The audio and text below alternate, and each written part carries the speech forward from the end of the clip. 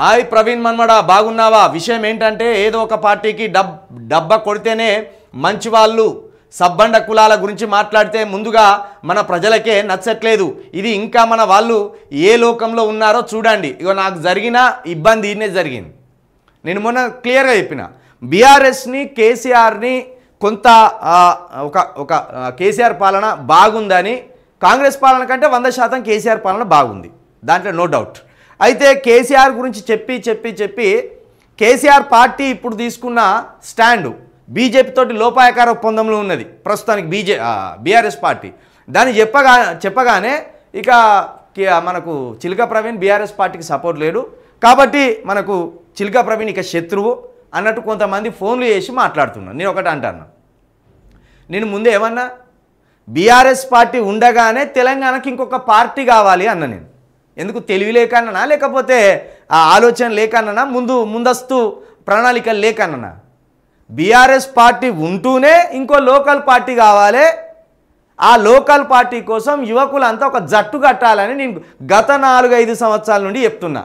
ఆ స్టాండ్ మించెళ్ళి నేను ఒక్క అడుగు అటేయలేదు, ఒక్క అడుగు ఇటేయలేదు. బీఆర్ఎస్ పార్టీలో నాకేం సభ్యత్వం లేదు, బీఆర్ఎస్ లీడర్లు ఏం నాకు లీడర్లు కాదు, బీఆర్ఎస్ కోసం ఏం నేను బుట్టలేదు, బీఆర్ఎస్ పార్టీని ఏం నేను భుజాల మీద వేసుకొని జోకొట్టడానికి సిద్ధంగా లేను. వాళ్ళ స్టాండ్ మారితే ఖచ్చితంగా వాళ్ళ తాట తీయడంలో ఏ మాత్రం చిలక ప్రవీణ్ వెనకకు బోడు అని ముందే చెప్పిన నేను.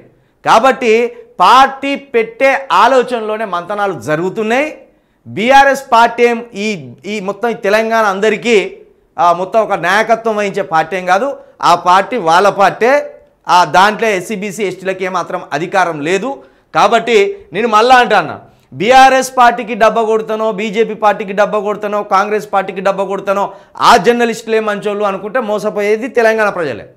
కాబట్టి సమస్యను బట్టి సందర్భాన్ని బట్టి జర్నలిస్టులు మాట్లాడుతున్న మాటలు అర్థం చేసుకోరు.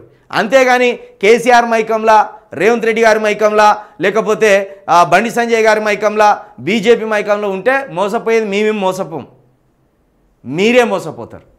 కాబట్టి అది బాగా గుర్తుంచుకోరి. ఏ పార్టీ అవును బీఆర్ఎస్ పార్టీని మొత్తం సున్నా చేయాలని కాంగ్రెస్ బీజేపీ కంకణం కట్టుకున్నాయి ఏడాది క్రితం. దాన్ని విప్పజెప్పడంలో భాగంగా బీఆర్ఎస్ పార్టీకి కొంత హైప్గా మాట్లాడినాం. ఎందుకంటే ఒక ఇంటికి తండ్రి లాంటి వాడో, ఒక రాష్ట్రానికి ప్రాంతీయ పార్టీ అలాంటిదే. కాబట్టే కొంత ఎక్కువ స్కోప్ ఇచ్చి మాట్లాడినాం. అంత మాత్రాన మేము బీఆర్ఎస్ కార్యకర్తలాగా మీరు మమ్మల్ని చూస్తే మాది తప్పేం లేదు, మీదే తప్పు అవుతుంది. అది